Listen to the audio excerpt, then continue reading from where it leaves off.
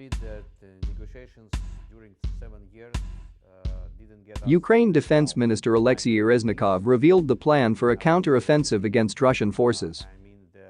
Ukraine has touted plans to amass a million-strong army equipped with NATO weapons to fight Russian forces. They come as Russia makes gains in the eastern Donbas region and continues to pound areas across Ukraine. Mr. Reznikov also said that retaking the country's southern Black Sea coast was vital to the country's economy. In his interview with the Times newspaper, the minister said weapons deliveries needed to be speed up. He praised the West for being key in the transition from providing Ukraine with Soviet-era weapons to the more effective NATO standard air defense systems and ammunition. "We need more, quickly, to save the lives of our soldiers.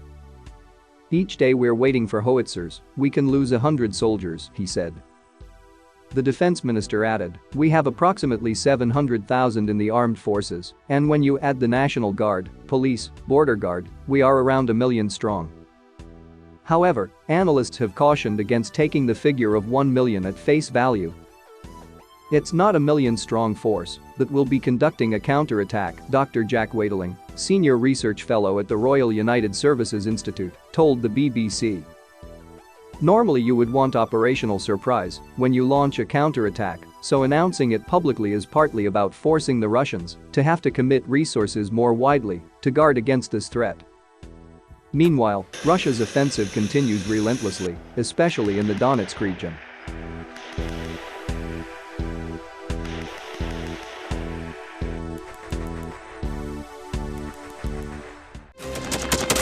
Thanks for watching, and don't forget to subscribe.